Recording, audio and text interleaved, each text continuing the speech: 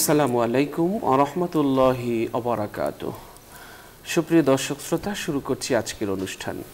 এই মুহূর্তে যারা আলোকিত প্রতিদিন দেখছেন শুনছেন সকলকে হৃদ্রিক অভিনন্দন। আশা করছি মহান আল্লাহর অশেষ রহমতে আপনারা সবাই ভালো আছেন, সুস্থ আছেন, নিরাপদে আছেন। আমরা সবসময় এই দোয়া করি আল্লাহ যেন আমাদের সবখানে সবসময় ভালো রাখেন। দর্শক শ্রোতা, আলোকিত প্রতিদিন অনুষ্ঠানটি একটি জনপ্রিয় অনুষ্ঠান, জীবন ঘনিষ্ঠ অনুষ্ঠান। এই অনুষ্ঠানে বিশিষ্ট আলেমগণ আমন্ত্রিত হয়ে থাকেন। তাদের তথ্যতাত্ত্বিক আলোচনা পেশের মাধ্যমে তারা এই অনুষ্ঠানকে আলোকিত করে থাকেন। আমরা সেই ধারাবাহিকতায় আজও একজন তরুণ আলেমকে আমন্ত্রণ জানিয়েছি এবং চমৎকার একটি বিষয় আলোচনা করার জন্যে আমরা বেছে নিয়েছি। আজ অতিথি হিসেবে আমাদের সাথে আছেন আল আকসা জামে মসজিদের সম্মানিত খতিব, বিশিষ্ট ইসলামী চিন্তাবিদ, তরুণ আলেম মুফতি আল আমিন। আসসালামু আলাইকুম ওয়া রাহমাতুল্লাহি ওয়া বারাকাতুহু। ওয়ালাইকুম আসসালাম ওয়া রাহমাতুল্লাহি ওয়া বারাকাতুহু। মোহতারাম, কেমন আছেন? আলহামদুলিল্লাহ, আপনি ভালো আছেন? আলহামদুলিল্লাহ, ভালো আছি। দর্শক, আমরা আজ যে বিষয়টি নিয়ে আলোচনা করব সেটি হচ্ছে যুগে যুগে জুলুম ও জালিমের পরিণতি। চমৎকার একটি বিষয়। আসলে যারা জুলুম করেন আল্লাহ তাআলা তাদেরকে ভালোবাসেন না, জুলুমকারীকে আল্লাহ পছন্দ করেন না। ওয়া আহসিন কামা আহসান আল্লাহু ইলাইক। আল্লাহ পৃথিবীবাসীর প্রতি যারা দয়া করে, আসমানে যিনি আছেন তিনি তাদের প্রতি দয়া করেন। আল্লাহ তাআলা তিনি রহম করেন আমাদের সকলকে, রহম দিল। জুলুমকে আল্লাহ তাআলা পছন্দ করেন না, নবীজিও পছন্দ করেন না। আমরা জানি রাসূল সাল্লাল্লাহু আলাইহি ওয়াসাল্লাম বলেছেন, আল্লাহ তাআলা জালিমকে দীর্ঘ সময় পর্যন্ত অবকাশ দিয়ে থাকেন, অবশেষে যখন পাকড়াও করেন তখন তাকে আর রেহাই দেন না। অতঃপর তিনি এই আয়াত পাঠ করেন, তোমার প্রভুর পাকড়াও এরকমই হয়ে থাকে যখন তিনি জুলুমরত জনপদগুলোকে পাকড়াও করেন। তার পাকড়াও অত্যন্ত যন্ত্রণাদায়ক এবং অপ্রতিরোধ্য। সহিহ বুখারী এবং মুসলিমে এই হাদিসটি বর্ণিত হয়েছে। নমরুদ তিনি প্রথম ঔদ্ধত্য প্রকাশ করেছিল। এক সময় তিনি জনসাধারণের উপর জুলুম নিপীড়ন চালিয়েছিল, কিন্তু টিকতে পারেনি। এক সময় সব কিছুর চুরমার হয়ে গেছে। আল্লাহ তাআলা বলেন, তুমি কি ওই ব্যক্তির অবস্থা চিন্তা করনি যাকে আল্লাহ রাজত্ব দান করার কারণে সে নিজ প্রতিপালকের অস্তিত্ব সম্পর্কেই ইব্রাহিমের সঙ্গে বিতর্কে লিপ্ত হয়। যখন ইব্রাহিম বলল তিনি আমার প্রতিপালক, তিনি জীবনও দান করেন এবং মৃত্যু ঘটান, তখন সে বলল আমিও তো জীবন দান করি এবং মৃত্যু ঘটাই। ইব্রাহিম বলল, আচ্ছা, আল্লাহ তো সূর্যকে পূর্ব দিকে উদিত করেন, তুমি তা পশ্চিম দিকে উদিত করো তো। এ কথায় সে কাফের নিরুত্তর হয়ে গেল। আল্লাহ তাআলা এরূপ জালিমদের হেদায়েত করেন না। সূরা বাকারা 258 নং আয়াত। দর্শক, আমরা জানি যুগে যুগে যারাই জুলুম, শোষণ এবং নির্যাতনের স্টিম রোলার চালিয়েছে, একসময় ইতিহাস তাদের ক্ষমা করেনি। যখন পাপের ঘর পূর্ণ হয়ে যায় তখন প্রকৃতিও তার বিরুদ্ধে দাঁড়িয়ে যায়।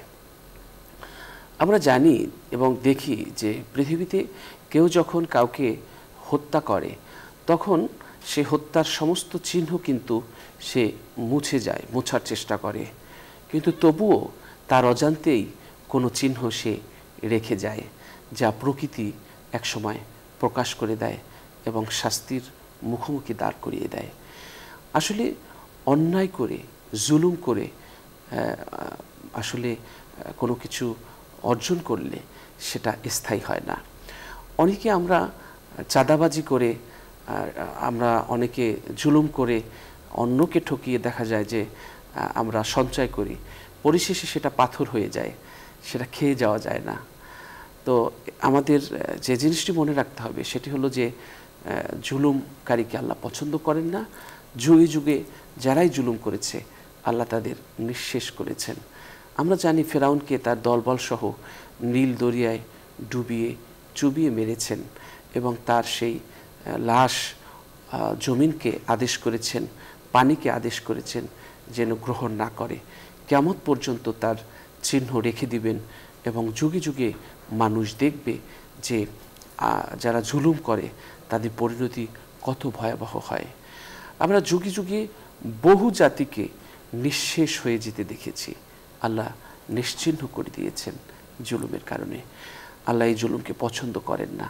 সুতরাং আমরাও জুলুম করব না এবং জুলুমকে প্রশ্রয় দেব না। অনেকে আছেন জুলুম সয়ে যায়। আসলে ভালো মানুষের নিরাপত্তায় কিন্তু একটা সমাজ বকে যায়। ভালো মানুষগুলোরও দায় আছে রুখে দাঁড়াবার। যখন জুলুম শোষণ হতে থাকে সেটাকে বন্ধ করার, সকল পথ বন্ধ করার জন্যে ভালো মানুষগুলোকেও এগিয়ে আসতে হবে। আমি যদি মনে করি যে আমাকে তো জুলুম করছে না, আমি তো জুলুমের শিকার হচ্ছি না, অমুকই হচ্ছে, আমার প্রতিবেশী হচ্ছে, মনে রাখবেন আপনিও একসময় জুলুমের শিকার হবেন। আপনি যদি জুলুমের শিকারকারীকে সাহায্য না করেন, আপনাকেও কেউ করবে না। এজন্য জুলুমকারীর জন্য আল্লাহ রসুল দোয়া করতে বলেছেন। সাবিরে বলেছেন আমরা জুলুমকারীর জন্য কিভাবে দোয়া করব। আল্লাহ রসুল তখন বুঝিয়ে বললেন জুলুমকারীর জন্য এই দোয়া করবে যেন জুলুম থেকে সে ফিরে থাকতে পারে, ফিরে থাকার তৌফিক যেন আল্লাহ তাআলা তাকে দান করেন। এই জন্যে আমরা জুলুমকারীর জুলুম বন্ধ করার জন্যে আমরা হাত দিয়ে চেষ্টা করব, আমরা বাধা দেওয়ার চেষ্টা করব। হাত দিয়ে না পারলে আমরা মুখ দিয়ে না পারলে অন্তর দিয়ে ঘৃণা করব, তবু আমরা প্রশ্রয় দেব না। চলুন দর্শক, আমরা যুগে যুগে জুলুম ও জালিমের পরিণতি এই বিষয়টি নিয়ে আলোচনা শুনছি আমাদের আজকের অতিথির কাছ থেকে। জি মোহতারাম। আলহামদুলিল্লাহি ওয়াহদা ওয়াসসালাতু ওয়াসসালামু আলা মান লা নাবিয়্যা বা'দাহু ওয়া বা'দ। মহান রবের দরবারে শুকরিয়া আদায় করছি। আমরা এই সুন্দর সকালে আমরা খুবই গুরুত্বপূর্ণ একটি বিষয় নিয়ে কথা বলতে পেরেছি। আপনি খুবই গুরুত্বপূর্ণ একটি বিষয় চয়ন করেছেন। শুরুতে একটি হাদিসে কারিমা আপনার মাধ্যমে দর্শকদেরকে শোনাতে চাই। আল্লাহ নবী সাল্লাল্লাহু আলাইহি ওয়াসাল্লামের প্রখ্যাত হাদিস আন আনাস রাদিয়াল্লাহু তাআলা আনহু قال قال رسول الله صلى الله عليه وسلم انصر أخاك ظالما أو مظلوما أو كما قال عليه الصلاة والسلام। আল্লাহ সুবহানাহু ওয়া তাআলা তিনি ইরশাদ করছেন ইন্না শিরকা লাযুলমুন আযীম। মহান রব্বে করিম আল্লাহ সুবহানাহু ওয়া তাআলা তিনি আমাদেরকে অবকাশ দিয়েছেন, দুনিয়াতে পাঠিয়েছেন বান্দা হিসেবে, তিনি পরিচয় দিয়েছেন। মহান রবের সাথে যারা বৃদ্ধাঙ্গুলি দেখায় তারা হলো পৃথিবীর সবচেয়ে বড় জালেম। স্বাভাবিক একজন কর্মচারী যখন মালিকের সঙ্গে গাদ্দারি করে, মালিককে বৃদ্ধাঙ্গুলি দেখায়, তখন সেই কর্মচারী কিন্তু জালিম হিসেবে সবার কাছে পরিচয় লাভ করে। রব তিনি আমাদের মালিক, খালিক, আমাদের সৃষ্টিকর্তা, আমাদের রিজিকদাতা, আমাদের সব কিছু তিনি, এবং আমরা তার অধীনস্থ গোলাম, আব্দ। আমরা যদি মহান রবের সেই সীমানাগুলো অতিক্রম করি, মহান রবের নির্দেশনাগুলোকে ছিন্ন করি, আমরা আমাদের মন মতো চলি, জুলুম অত্যাচার যা ইচ্ছা করি, উল্টা পথে চলি, আমরা কিন্তু জালেম হিসেবে এই দুনিয়া এবং আখেরাতে পরিচয় লাভ করব। ফলশ্রুতিতে আমাদের পরিচয় হবে এবং আমাদের পরিণতি হবে সে ফেরাউনের মতো, নমরুদের মতো, জাহান্নামীদের মতো, যারা জাহান্নামের অতল গহ্বরে থাকবে। মহান রব্বি করিম জুলুমের ব্যাপারে পবিত্র কোরআনুল কারীমে অসংখ্য জায়গায়, এক জায়গায় নয়, অসংখ্য জায়গায় খুবই শক্তভাবে বলেছেন ওমা লিয-যালিমিনা মিন আনসার। মহান রবের একটি নির্দেশনা যে কাল কিয়ামতে যারা জালেম হবে তাদের কোনো সাহায্যকারী থাকবে না। আমরা দুনিয়ায় বিপদে পড়লে, সেটা অন্যায় পথে হোক বা ভালো পথে হোক, ভালো পথে বিপদে পড়লে একজন সাধারণ মানুষ যখন বিপদে পড়ে, তার আপনজন ভাই, বোন, বাবা, মা তারা আসেন, বা রাস্তায় একজন অ্যাক্সিডেন্ট করেছে, আমরা কিন্তু মানবিক দিক থেকে তার পাশে দাঁড়াই। এমনকি যারা কর্মী আছে, কর্মীরা যদি কোনো অন্যায় কাজ করে, নেতার অর্ডারে নেতা কিন্তু সেই কর্মীর পাশে দাঁড়ায় সেই কঠিন মুহূর্তেও, অর্থাৎ সেই অন্যায়কে তারা প্রশ্রয় দেয়।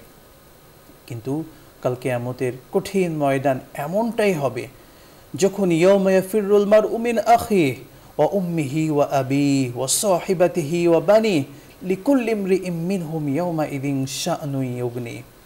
এই আয়াতে কারিমাগুলি খুবই শক্ত আয়াতে কারিমা, যা আমাদেরকে মেসেজ দিয়ে যায় কঠিনভাবে। সেদিন যারা জালেম তারা কোনো সাহায্যকারী পাবে না, এমনকি ভাই ভাইয়ের সহযোগিতা করবে না, বাবা সন্তানকে দেখে পালাবে, মা সন্তানকে দেখে পালাবে, ওয়া উম্মিহি ওয়া আবিহি ওয়া সাহিবাতিহি ওয়া বানি, ভাই বোন তারা পালাবে। কেউ কারো পাশে আসবে না। এমনকি কাল কিয়ামতের কঠিন ময়দান, وقال الذين كفروا ربنا أرنا الذين أضلانا من الجن والإنس نجعلهما تحت أقدامنا ليكونا من الأسفلين। যারা দুনিয়ার জালেম, যারা যাদের প্রশ্রয়ে জুলুম করেছে এই দুনিয়াতে, এই জুলুম করার কারণে যখন তাদের জন্য জাহান্নামের ফয়সালা হয়ে যাবে, এবার তারা রবকে বলবে, وقال الذين كفروا, সে কাফেরা বলবে, রব্বানা, ও আমাদের প্রভু, আরিনাল্লাযাইনি আদাল্লানা মিনাল জিন্নি ওয়াল ইনস, যারা আমাদেরকে পথভ্রষ্ট করেছে, যারা আমাদেরকে জালিম বানিয়েছে, যারা আমাদেরকে অন্যায় করতে বাধ্য করেছে, যাদের কথাই অন্যায় করে আমরা সমাজকে বিপদগামী করেছি, মানুষের উপর অত্যাচার করেছি, জুলুম করেছি, অন্যায়ভাবে খুন করেছি, তার থেকে চাঁদাবাজি করেছি, ঘুষ নিয়েছি, যার অর্ডারে করেছি, ও রব, সেই নেতাকে, সেই অর্ডার দাতাকে আমার সামনে নিয়ে আসেন। আমি তো জাহান্নামে যাব, ঠিক আছে, তার ঘাড়ের ওপর, কাঁধের ওপর পা রেখে আমি জাহান্নামে যাব, নাউযুবিল্লাহ। এটা কত বড় লাঞ্ছনার ব্যাপার। যারা জালেম তারা তো জাহান্নামে যাবে, একই সঙ্গে যারা তাদেরকে জালেম বানিয়েছে তারাও যেন চুপ হয়ে বসে না থাকে, এই আয়াতে কারিমার আলোকে তারাও যেন সতর্ক হয়ে যায়। আল্লাহ নবী সাল্লাল্লাহু আলাইহি ওয়াসাল্লাম সেই জালেমদের ব্যাপারে শক্ত কথা বলেছেন। আল্লাহ নবী সাল্লাল্লাহু আলাইহি ওয়াসাল্লাম সাহাবীদেরকে জিজ্ঞাসা করলেন, তোমরা কি জানো মাল মুফলিস, সবচেয়ে নিঃস্ব ব্যক্তিকে? সাহাবীরা বললেন, ইয়া রাসূলুল্লাহ, যে মান লাইসা লাহু দিরহাম, যার কোনো দিরহাম নেই, টাকা নেই, পয়সা নেই, সেই তো সবচেয়ে নিঃস্ব হবে। আল্লাহ নবী সাল্লাল্লাহু আলাইহি ওয়াসাল্লাম বললেন যে না, সে ব্যক্তি প্রকৃত নিঃস্ব নয়। প্রকৃত নিঃস্ব হচ্ছে সে কাল কিয়ামতের কঠিন ময়দানে সেই জালেম যে নামাজ পড়েছে, একই সাথে মানুষের অন্যায়ভাবে সম্পদ গ্রাস করেছে, মানুষকে অন্যায়ভাবে রক্তপাত করেছে, ওয়াসাফাকাতা দামা হাদা ওয়া আকালা মালা হাদা। এভাবে আল্লাহ নবী সাল্লাল্লাহু আলাইহি ওয়াসাল্লাম বলছেন, জুলুম করেছে, অত্যাচার করেছে, যেমনভাবে পারে সম্পদ অর্জন করেছে, মানুষের অধিকারকে নষ্ট করেছে, সে জালেম, সেই অধিকার নষ্টকারী, তারা হবে সবচেয়ে বড় জালেম। কেন? কাল কিয়ামতে হয়তো সে জালেম বা প্রত্যেক ব্যক্তি ভালো আমল করে কিছু সম্পদ অর্জন করে, আবার খারাপ আমল করে সেই সম্পদগুলো হারিয়ে ফেলে।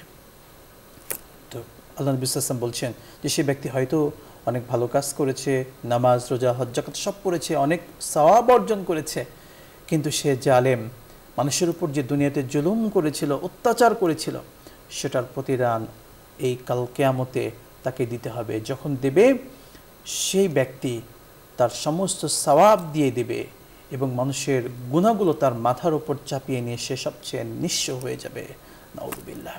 সে হবে সবচেয়ে বড় নিঃস্ব, মুফলিস, যাকে হাদিসের ভাষায় বলা হয়েছে। আল্লাহ নবী সাল্লাল্লাহু আলাইহি ওয়াসাল্লাম জালেমদের করুণ পরিণতির কথা বলেছেন। মহাগ্রন্থ আল কোরআনুল কারীমে অসংখ্য জায়গায় এসেছে। জালেম যারা আছে, এটা জুলুম দুই ধরনের হয়ে থাকে।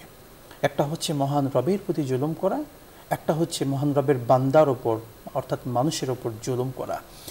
মহান রবের ওপর জুলুম করা যেটা, রব্বে করিম মহাগ্রন্থ আল কোরআনুল কারীমের সব জায়গায় সেই তাওহীদের শিক্ষাটা দিয়েছেন। রব্বে করিম আল্লাহ সুবহানাহু ওয়া তাআলা বলছেন, যেমনটি সূরাতুল লোকমানের মধ্যে 13 নম্বর আয়াতে কারিমার মধ্যে এসেছে।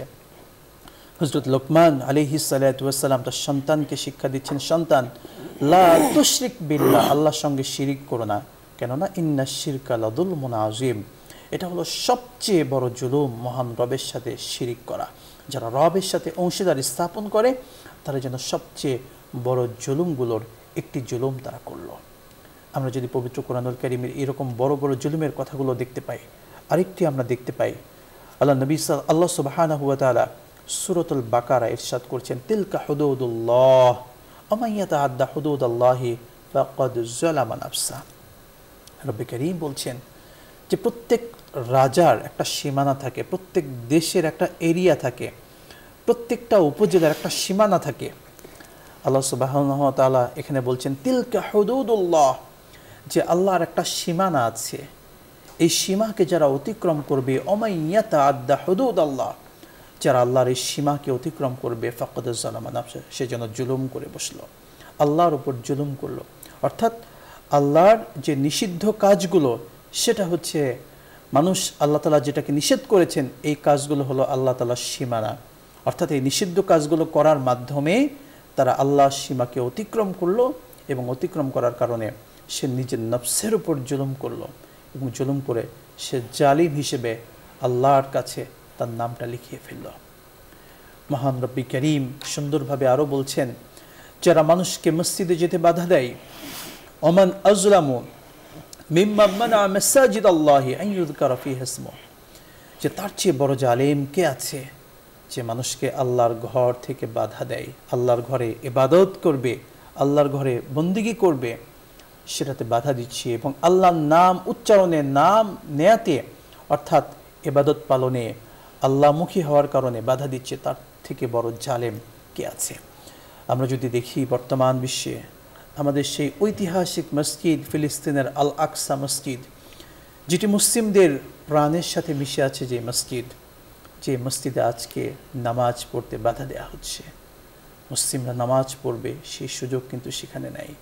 সেই জালিমরা তারা জুলুম করে এবং তারা হলো এই কোরআন কারীমের এই আয়াতে কারিমার আলোকে সবচেয়ে বড় জালেম, যারা আল্লাহ সেই পবিত্র ঘরে মানুষদেরকে ইবাদতে বাধা প্রদান করছে। আমাদের পার্শ্ববর্তী রাষ্ট্র, সেখানে যারা ইবাদত বন্দিগি করে তাদেরকে বাধা প্রদান করা হয়, জুলুম করা হয়, অত্যাচার করা হয়। বিশ্বের বহু জায়গায় প্রকাশ্যে তারা এইভাবে পড়তে পারে না। আমি গত কয়েকদিন পূর্বে একটি মাসালা, একজন প্রবাসী ভাই তিনি আমাকে মাসালাটা বলছেন, একটা দৃশ্যের কথা, সেখানে আমরা প্রকাশ্যে নামাজ পড়ব, প্রকাশ্যে আমরা কয়েকজন মিলে একটা বাসায় নামাজ পড়েছি, এটার কারণে আমাদের পার্শ্ববর্তী দেশের কিছু মানুষ তারা কমপ্লেন করার কারণে আমাদেরকে বাসা থেকে বের করে দিয়েছে। তো এমনভাবে বহু জায়গায় বহু নজির আমরা দেখতে পাই, যারা মানুষকে আল্লাহর ঘরে বাধা প্রদান করে, আল্লাহর এই আয়াতে কারিমার আলোকে তারা হলো সবচেয়ে বড় জালেম এবং আল্লাহর নাম নিতে যারা বাধা প্রদান করে। আজও দেশের বিভিন্ন জায়গায়, আমাদের এই প্রিয় বাংলাদেশ যেখানে মুসলিম কান্ট্রি, অধিকাংশ মুসলিম, সেখানে দিনের কথা হলে, ইসলামের কথা হলে কারো গায়ে জ্বালা পোড়া শুরু হয়ে যায়। তারা সেই কথাকে বন্ধ করার চেষ্টা করে, মাহফিল বন্ধ করে, একটা সময় আমরা দেখেছি দিনের কথাকে তারা বন্ধ করে দেয়। তারা হলো সবচেয়ে বড় জালিম এই আয়াতে কারিমার আলোকে। মহান রব্বি করিম আরো সুন্দর করে বলছেন, যারা সবচেয়ে বড় জালেম, ওমান আযলামু মিম্মান কাতামা শাহাদাতান ইনদাহু মিনাল্লাহ, আল্লাহর যে সাক্ষ্য, সেই সাক্ষ্য যারা দেয় না, আল্লাহর সাক্ষ্য প্রমাণে যারা গোপন করে, তাদের থেকে বড় জালেম আর কে আছে? আমরা জানি কোর্ট আদালতে মিথ্যা সাক্ষ্যের মাধ্যমে ও বহু নিরপরাধ মানুষ তাদেরকে ফাঁসির দড়ি নিজের গলায় ঝোলাতে হয়। বহু মানুষের মিথ্যা সাক্ষ্যের কারণে যুগের পর যুগ তাদেরকে কারাগারে থাকতে হয়। বহু মানুষ দুইটা টাকার জন্য নিজের ঈমানকে বিক্রি করে মিথ্যা সাক্ষ্য প্রদান করে। যারা মিথ্যা সাক্ষ্য প্রদান করে এরা হলো সবচেয়ে বড় জালেম, যেটা আমাদের দেশ এটা জ্বলন্ত প্রমাণ। বহু মানুষ আছে কোর্টের আদালতে, বহু জায়গায় সাইডে অনেক এমন মানুষদেরকে পাওয়া যায় যারা টাকার বিনিময়ে মিথ্যা সাক্ষ্য দেয়, সত্যকে এমনভাবে মিথ্যা বানিয়ে দেয় আর মিথ্যাকে এমনভাবে সত্যভাবে উপস্থাপন করে যেটা কল্পনাই করতে পারে না। তো যারা এইরকমভাবে সত্যকে উল্টিয়ে দেয়, যারা মিথ্যাকে গোপন করে, যারা সাক্ষ্য দেয়, মিথ্যা সাক্ষ্য দেয়, এরা হলো সবচেয়ে বড় জালেমদের একদল। আল্লাহ সুবহানাহু ওয়া তাআলার এই আয়াতে কারিমার সূরাতুল বাকারার 140 নম্বর আয়াতে কারিমার আলোকে এটি কথা। একই সঙ্গে মহান রব্বি করিম এই কথা সুন্দরভাবে বলেছেন, যারা আল্লাহর দিন থেকে, বিধান থেকে মুখ ফিরিয়ে নেয় তারা হলো জালেমদের অন্তর্ভুক্ত। মহান রব্বি করিম বলছেন, ওমান আযলামু মিম্মান যুক্কিরা বিআয়াতি রাব্বি, যারা মহান রবের বিধান থেকে মুখ ফিরিয়ে নেয় তারা হলো সবচেয়ে বড় জালিম।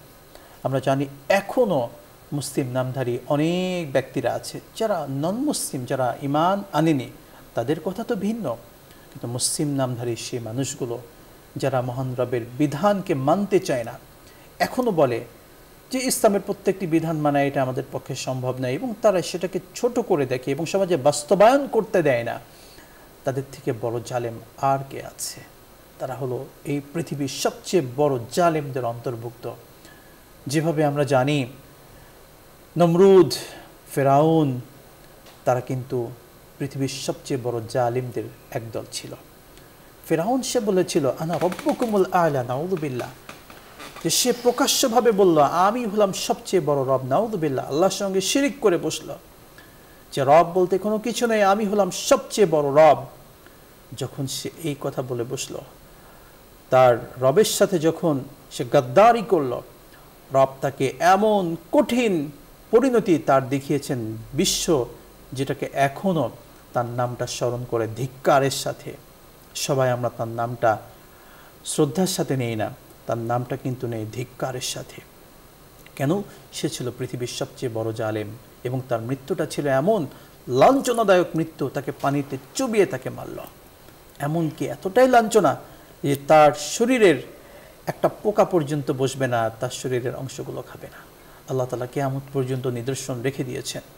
আল্লাহ সুবহানাহু ওয়া তাআলা প্রিয় নবীকে সাল্লাল্লাহু আলাইহি সাল্লামকে বলছেন, নবী আপনি দেখুন, ঘুরে ঘুরে দেখুন যারা জালেম তাদের অবস্থান পৃথিবীতে কেমন করা হয়েছে, তারা কিভাবে আছে বা তাদের অবস্থান কি হয়েছিল দেখেন। আদ জাতি, সামুদ জাতি, ইহুদি জাতির সেই মানুষগুলো যারা আল্লাহর সাথে গাদ্দারি করেছিল, তাদেরকে আমরা জানি এই জুলুম করার কারণে, আল্লাহর সাথে বিমুখ হওয়ার কারণে আল্লাহ তাআলা কিন্তু এক শ্রেণীকে বানর বানিয়ে দিয়েছিলেন। কঠিনভাবে তাদের বহু শাস্তি দিয়েছেন, যা ইতিহাস সাক্ষী। আমরা যদি পবিত্র কোরআনের আরও অসংখ্য কথা বলতে পারি, যারা এতিমদের সম্পদ ভক্ষণ করে এরাও হলো সবচেয়ে বড় জালেম। আল্লাহ সুবহানাহু ওয়া তাআলা ইরশাদ করছেন, ইন্নাল্লাযীনা ইয়াকুলুনা আমওয়ালাল ইয়াতামা যুলমান, এখানে জুলুম শব্দটা স্পষ্ট করে বলেছে আল্লাহ তাআলা। ইন্নাল্লাযীনা, যারা ইয়াকুলুনা আমওয়ালাল ইয়াতামা, যারা এতিমদের সম্পদকে ভক্ষণ করে, অন্যায়ভাবে এগুলোকে হ্রাস করে নেয়, এতিম একটু জোর জবরদস্তি করে সেগুলোকে বিভিন্ন ইনিয়ে বিনিয়ে জোর জবরদস্তি করে সেটাকে নিয়ে নেয়, তারা এই যে জুলুম করলো, এই কাজটাকে মহান রব জুলুম হিসেবে আখ্যা দিয়েছেন যে জুলমান, এটা হলো জুলুম। যে এতিম যারা, তারা তো দুর্বল, তাদের প্রতি কখনো জুলুম করা যাবে না।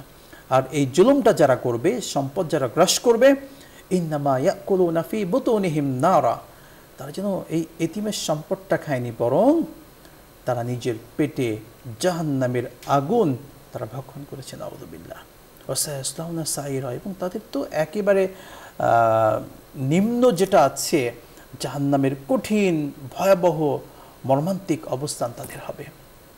আল্লাহ নবী সাল্লাল্লাহু আলাইহি সাল্লামের সেই হাদিস তো আমাদের সামনে একেবারে খুবই প্রসিদ্ধ একটি হাদিস, সালাসাতুন লা তুরাদ্দু দাওয়াতুহুম, 3 শ্রেণীর মানুষ রয়েছে যাদের দোয়াকে মহান রব কখনো ফিরিয়ে দেন না। তাদের মধ্যে যারা মুসাফির, তাদের ব্যক্তি, মুসাফির ব্যক্তি যখন সফর অবস্থায় দোয়া করেন, সেই দোয়াকে আল্লাহ তাআলা কবুল করেন। এবং তাদের মধ্যে এক শ্রেণী হলো এটা, ওয়া দাওয়াতুল মাজলুম, মাজলুম ব্যক্তি যখন আল্লাহর কাছে দোয়া করেন, তখন আল্লাহ এবং সে ব্যক্তির মাঝে কোনো হিজাব থাকে না, পর্দা থাকে না। আল্লাহু আকবার। অর্থাৎ সে মাজলুম ব্যক্তি, সে যে দোয়া করে রবের কাছে একটু নিঃশ্বাস ফেলে, কঠিন একটু নিঃশ্বাস ফেলছে, এটাই কিন্তু দোয়া হয়ে গিয়েছে। হাত তুলে দোয়া করতে হবে না, শুধু এই মনের যে ক্ষোভ, এটা প্রকাশ করলেই কিন্তু মহান রব সেটাকে কবুল করবেন। অর্থাৎ জালিমরা দুনিয়াতেও যেমন শাস্তির সম্মুখীন হবে, মৃত্যুর সময় আল্লাহ তাআলা বলেছেন, ওয়ালাউ তারা ইযিজ যালিমুনা ফি গামারাতিল মাউতি ওয়াল মালাইকাতু বাসিতু আইদিহিম, নবী হে, আপনি যদি জালিমদের মৃত্যুর অবস্থা দেখতেন, মৃত্যুর সময় মৃত্যুর ফেরেশতা এসে বলবে, হে অপবিত্র, হে পাষণ্ড, পাপিষ্ঠ, তোমার অপবিত্র আত্মা আমাদের হাত দিয়ে ধরবো না, তোমার নিজের শরীর থেকে তোমার আত্মাটা তুমি বের করে আমাদেরকে দাও। তো দর্শক শ্রোতা মোহতারাম খুব গুরুত্বপূর্ণ আলোচনা করেছেন। তো আমরা আসলে এই মৃত্যুর অবস্থা জালিমের কি হবে, সেটা তো আমরা এই আয়াতেই বুঝতে পারলাম যে জালিমদের কাছ থেকে ফেরেশতারা তার রুহটা বের করে তার হাত দিয়েই বের করাবেন এবং নিয়ে যাবেন। এজন্যে আমরা জালিমের খাতায় যেন আমাদের নাম না ওঠে। জুলুমের পরিণতি অনেক ভয়াবহ, এমন একটি বিষয়, এটি অন্যায়, এটি এমন একটি কাজ যার শাস্তি আল্লাহ তাআলা ইহকালেও দিয়ে থাকেন। জালিমের বিচার শুধু কিয়ামতের দিবসেই হবে না, দুনিয়া থেকেই আল্লাহ তাআলা তাদের জুলুমের প্রতিদান দেওয়া শুরু করেন। নবী পাক সাল্লাল্লাহু আলাইহি ওয়াসাল্লাম বলেছেন, দুটি পাপের শাস্তি আল্লাহ তাআলা আখিরাতের পাশাপাশি দুনিয়াতেও দিয়ে থাকেন, তা হলো জুলুম এবং আত্মীয়তার সম্পর্ক ছিন্ন করার শাস্তি। তিরমিজি শরীফের হাদিস। আল্লাহ তাআলা আমাদের সকলকে জুলুম থেকে হেফাজত করুন। আল্লাহুম্মা আমিন। দর্শক, আমরা অনুষ্ঠানের এই পর্যায়ে একটি মোনাজাত করব। আপনারাও চাইলে আমাদের সাথে মোনাজাতে শরীক হতে পারবেন। اللهم صل على سيدنا ونبينا وشفينا وحبيبنا ومولانا محمد صلى الله عليه وعلى آله وأصحابه وبارك وسلم. اللهم صل على سيدنا ونبينا وشفينا وحبيبنا ومولانا محمد صلى الله عليه وعلى آله وأصحابه وبارك وسلم. اللهم آمين. اللهم آمين. ربنا ظلمنا أنفسنا وإن لم تغفر لنا وترحمنا لنكونن من الخاسرين. اللهم آمين. মহিয়ান গরিয়ান সর্বশক্তিমান মেহেরবান দয়ালু দাতা, আপনার শাহী দরবারে গুনার বোঝা নিয়ে হাত তুলেছি। আল্লাহ, আপনি জানা অজানা শিরক বেদাত শয়তানের ধোকায় পড়ে যত গুনাহ করেছি সমস্ত গুনাহ খাতা মাফ করে দিন। আমিন। রব্বুল আলামিন, বড় আশা নিয়া আসিয়াছি সাই, আপনার দুয়ার থেকে যেন নিরাশ হয়ে নাহি যায়। আমিন আমিন। রব্বুল আলামিন, পাপের পাহাড় হয়ে গেছে, গুনার স্তূপের নিচে পড়ে আছি, গুনার মহাসাগরে পড়ে আছি। আল্লাহ, আপনি আমাদের এই গুনাহ থেকে একটু কিনারে ফেরার তৌফিক দান করুন। আমিন। সন্তান যতই অপরাধ করুক, মা কখনো সন্তানকে ভোলে না। আল্লাহ, সন্তানকে মারার পর ঘর থেকে বের হয়ে যায়, সারাদিন যখন চলে যায়, সন্ধ্যা যখন হয়ে যায়, মা সন্তানের তালাশে বের হয়। বের হয়ে দেখে সন্তান গায়ে কাদা মেখে দরজার সামনে দাঁড়িয়ে আছে।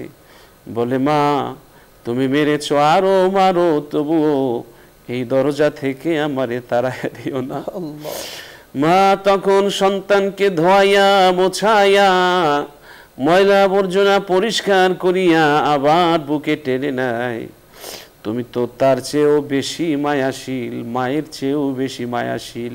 আল্লাহ, গুনার ময়লা লাগিয়েছি, গুনার সাগরে ঝাঁপ দিয়েছি, গুনার স্তূপে চাপা পড়েছি।